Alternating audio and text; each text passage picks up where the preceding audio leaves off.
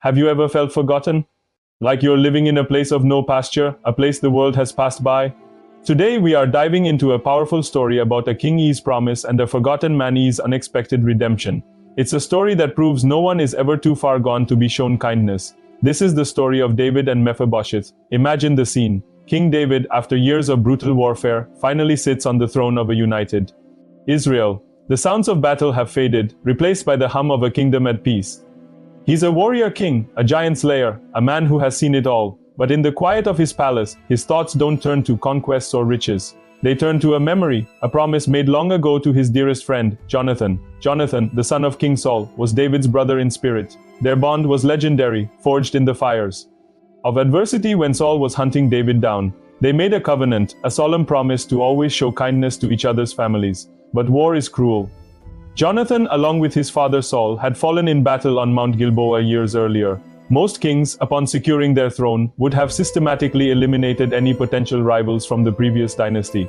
It was the smart political move, a way to prevent future rebellions. But David wasn't most kings. His heart was guided by loyalty, not just strategy. So, in the midst of his royal court, surrounded by advisors and servants, David asks a question that must have stunned everyone. Is there anyone left of the house of Saul, that I may show him kindness for Jonathan's sake? Think about that. He's not asking to find them to punish them. He's looking for someone to bless. The room might have gone silent. Who would dare bring up a member of the former king's family? It was a dangerous topic, but a servant steps forward, a man named Ziba, who had served in Saul's household. He knows exactly who David is looking for. He says there is still a son of Jonathan. He is lame in his feet. His name is Mephibosheth. Ziba's description is telling. He doesn't just name him. He immediately points out his disability. It's as if to say he's no threat, he's broken, forgotten, and where is this heir? He's living in a place called Lo-debar. The name itself means no pasture or no word. It was a barren, insignificant town on the other side of the Jordan River, a place of exile, a place of nothingness. This is where the grandson of Israel's first king was hiding, crippled and living in obscurity. How did he get this way? The Bible tells us that when news of Saul and Jonathan's deaths reached the royal palace, Mephibosheth was just 5 years old. In the panic and chaos, his nurse picked him up to flee, but she dropped him, and he became lame in both feet for the rest of his life. From royalty to a refugee, marked by a physical and emotional scar, David's response is immediate and decisive. He doesn't hesitate. He doesn't send a spy to check him out. He says, "Send and bring him from Lo-debar." The royal guard is dispatched. Can you imagine the scene in Lo-debar? Royal chariots thundering into this forgotten town, soldiers asking for a man named Mephibosheth. For Mephibosheth, this must have been a moment of pure terror. He knew his lineage. He was the last of Saul's direct line.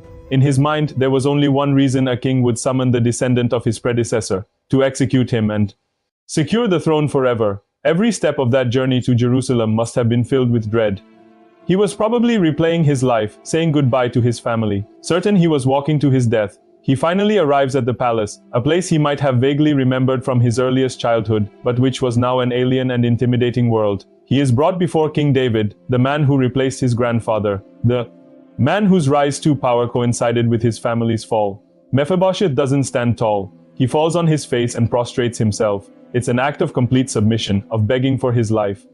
His fear is palpable. He expects the worst. David looks at this broken man, trembling on the floor, and his first words are simply Mephibosheth. He calls him by his name, not son of my enemy, not grandson of Saul, but his name. And Mephibosheth's reply is heartbreaking. He whispers, "Behold, your servant." He's positioning himself as low as he possibly can, hoping for a shred of mercy. Then David speaks the words that will change Mephibosheth's life forever.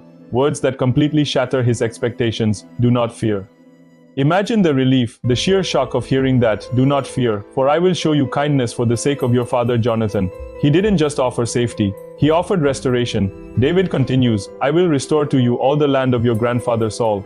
This wasn't just a small plot of land. This was the massive estate of the former king. It was wealth, security, and status, all returned in an instant. But David didn't stop there. He went even further, offering something far more valuable than land or money. He said, "And you shall eat at my table always." Let's pause and understand the significance of this. Eating at the king's table wasn't just about getting a free meal. It was a sign of honor, of acceptance, of family. It meant you were under the king's personal protection and favor. This crippled outcast from Lo-debar was being invited into the most intimate circle of the kingdom. He was being treated not as a former rival, but as a son. Mephibosheth is completely overwhelmed. He can't comprehend this level of grace. He bows again and says, "What is your servant that you should show regard for a dead dog like me?" He saw himself as worthless, a dead dog, the lowest of the low. But David saw something else. He saw the son of his beloved friend. He saw an opportunity to fulfill a promise. David then summons Ziba and gives him his orders. Ziba and his sons and servants will now work the land for Mephibosheth, bringing him the prophets, but Mephibosheth himself will live in Jerusalem and eat at the king's table. From that day forward, the man from no pasture had a permanent seat at the royal banquet. The man who thought he was forgotten was now an honored guest. The man who expected death received life, honor, and a place in the king's family. This story is so much more than just a historical account. It's a beautiful picture of grace and redemption. David's actions show us what true strength looks like. It isn't found in overwhelming power or crushing your enemies. True strength is found in loyalty, in keeping your promises, and in showing mercy to those who expect judgment.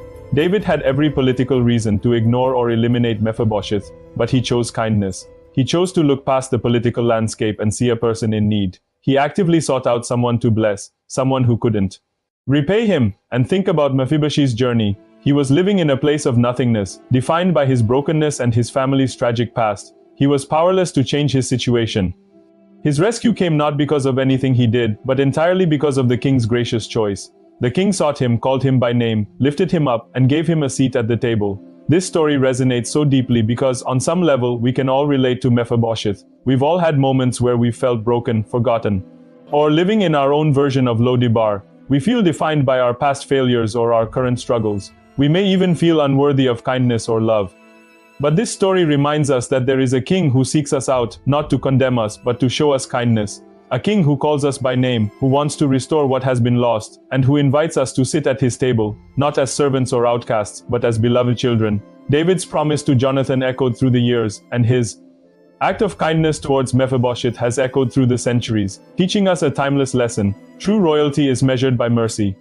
It's about reaching out to the forgotten, lifting up the fallen, and showing grace where it's least expected. It's a reminder that no one is beyond the reach of a loving and promise-keeping heart. Thank you so much for watching and joining me for this incredible story. If it resonated with you, let me know in the comments below. Don't forget to like this video and subscribe for more stories that inspire and challenge us. We'll see you in the next one.